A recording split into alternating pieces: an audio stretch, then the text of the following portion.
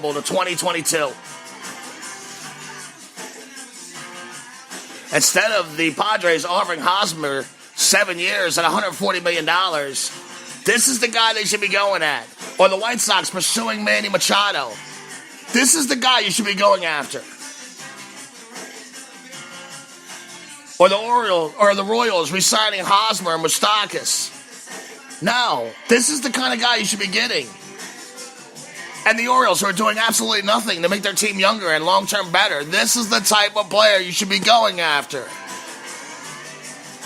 Aggressively pursuing it. Like there's no tomorrow.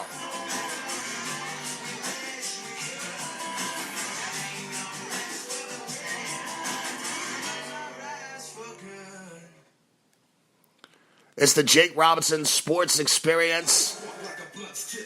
Live out of West Palm Beach on the Let's Talk Baseball Podcast Network.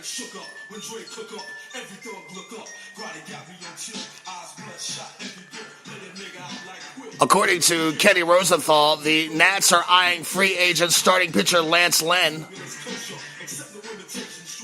Washington is currently projected to have A.J. Cole as their fifth starter. And I know a couple weeks ago they were talking about possibly adding Jake Arrieta, and I was just like, that's sick.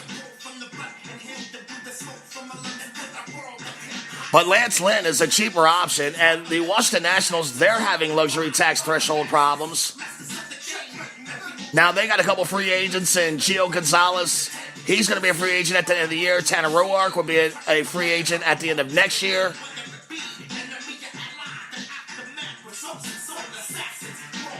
So, in a way, it does kind of make sense for the Nationals to maybe think about that and go after Lance Lynn. Now, look, a rotation of Scherzer, Strasburg, Gio, Roark, and Lynn. And then I already told you, they should go out and get Greg Holland for that back into that bullpen. If you're going to go for the World Series, you might as well do it. Spend the money, go for the World Series this year. And, really go for it. There's two things you can do as a baseball team. You can either commit to going to the World Series or you can commit to rebuilding. And you can't do it halfway. Either thing that you choose, you can't do it halfway. If you're going to commit to going to the World Series, you better commit to the World Series. And if you're going to commit to rebuilding, you better commit to the rebuild.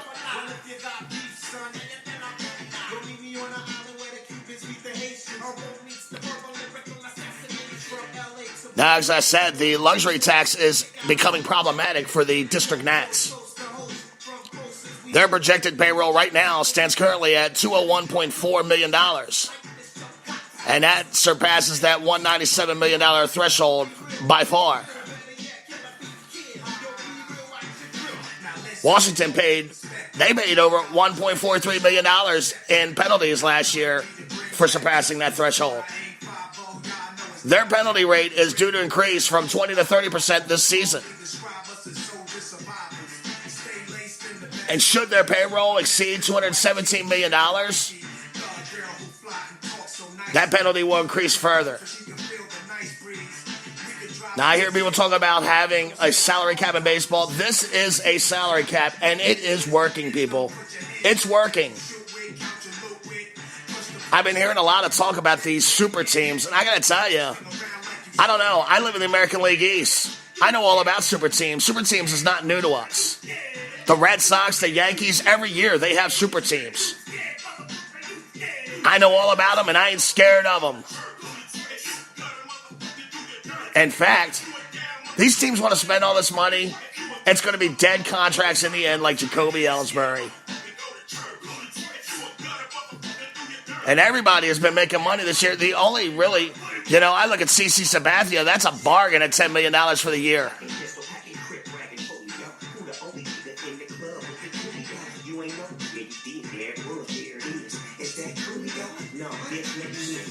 Like I said earlier in the offseason, Washington was linked to Yu Darvish and Jake Arrieta.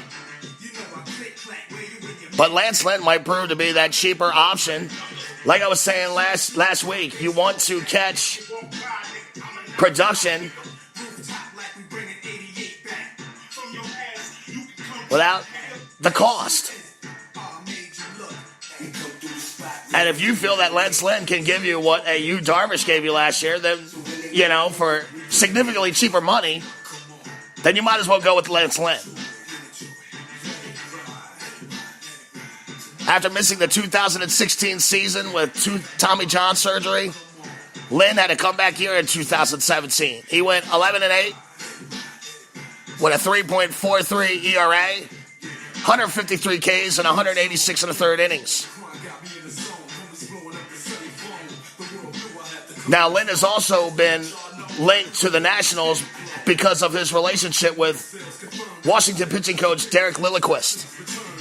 Lilliquist was the Cardinals pitching coach during Lynn's tenure there. So there's a source of comfort there between those two.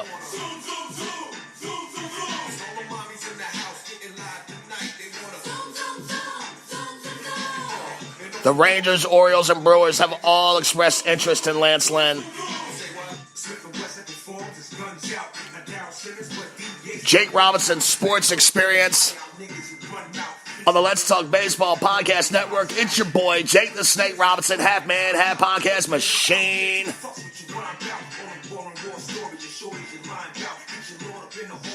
And I gotta tell you, I am just emotionally exhausted. I don't know. I have this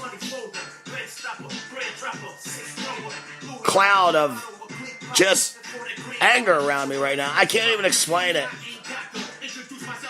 It's like I don't have a fucking sense of humor anymore. It's literally just sarcasm and a general hatred for the majority of the human population. That's how I feel right now.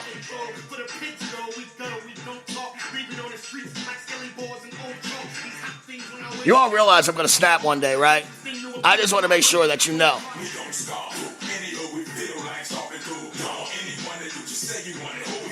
The Mets have inquired about free agent utility player Howie Kendrick. With Curtis Granderson on the market and Michael Conforto's shoulder injury, I guess the Mets see the versatile value in Kendrick. He could probably fill voids at second base, outfield, first base for you. The 34-year-old posted a 119 OPS in 91 games between the Phils and the Nats last year. Now, the Mets in the past couple weeks have been linked to Moustakas. They've been linked to Jay Bruce. But nothing's happening. I don't see any progression in anything they do. And with the Wilpons background, it makes me think that this Howie Kendrick story might be true.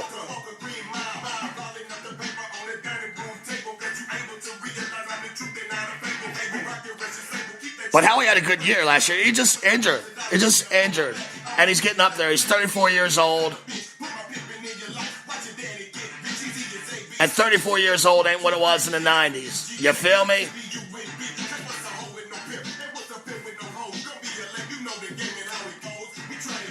Right-handed pitching free agent Yu Darvish has been making rounds, and he's had preliminary talks with the Cubs and Astros, the Dodgers, the Yanks. But now he's had talks with the Minnesota Twins. The Twins are entering the fray. I love it.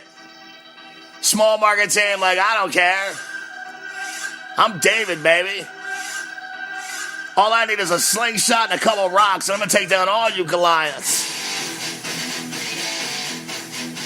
Good for the Twinkies.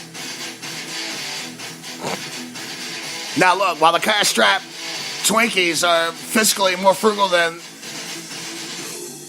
those teams that I mentioned, the Dodgers, the Yanks, the Cubs, the Astros, Darvish does have a connection to Minnesota's GM, Thad Levine. Levine helped recruit and sign Darvish with the Texas Rangers in 2012 from Japan. And that Twins team, I'm telling you, I'm liking the Twins this year. And I'm not liking the Cleveland Indians too much. They just saw another guy leave, Brooke Logan. Another guy leaves Cleveland. I'm telling you, the Minnesota Twins might be ready to steal this AL Central.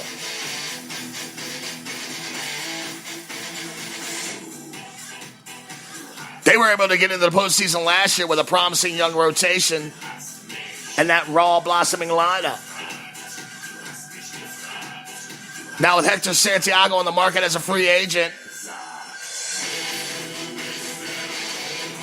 they're going to try to look at other options.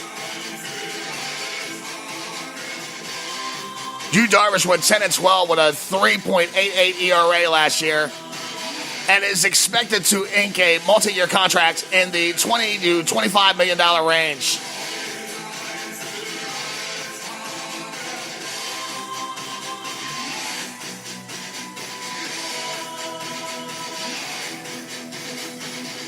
Now, another option Minnesota is looking at is Orioles pitcher Chris Tillman.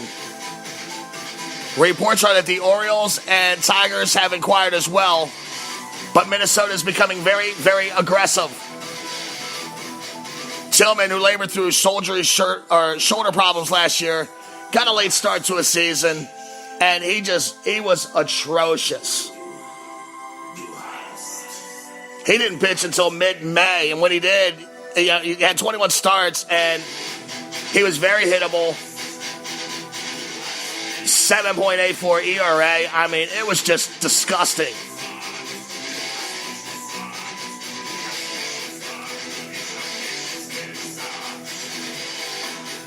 Reports are that Chris Tillman has been seeking a one-year pillow deal in an effort of rebuilding his stock and value.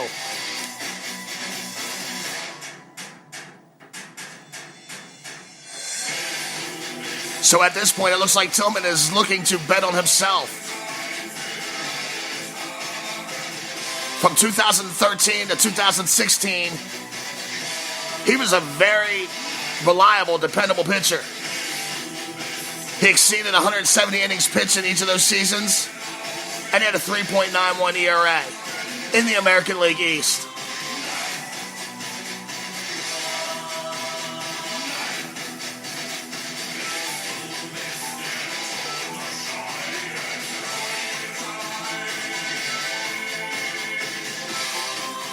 All things being fair, I mean, it might just come down to who Chris Tillman thinks he has a better chance to go to the postseason with. And if he's looking at the Orioles as a possible return destination, it might not just work. You got to think Manny Machado's going to be dealt by the trade deadline. I mean, you know, if the Minnesota Twins offer him something good, he might have to just take that. Because the Twins have a chance to steal that AL Central. Jake Robinson Sports Experience, live out of West Palm Beach, Florida. It's your boy,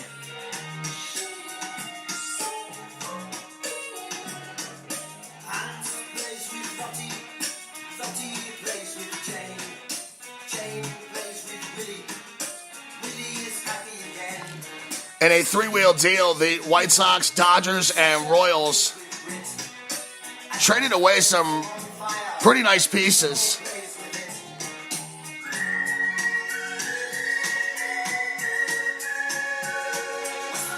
The White Sox received left-handed relief pitcher Louis Avion from the Dodgers and right-handed relief pitcher Joakim Soria from Kansas City.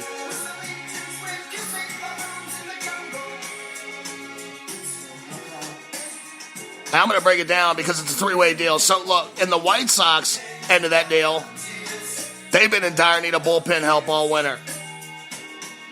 They traded away a lot of their bullpen last year at the July 31st deadline, and they need to fortify that bullpen to have any chance of having a respectable season. So, by getting Soria and Avion, they're able to fill two spots. Now, look, Soria is a two-time All-Star, 34 years old, 10-year journeyman. He's played for the Royals twice, the Buccos, Texas, the Tigers. He has a career ERA of 2.86.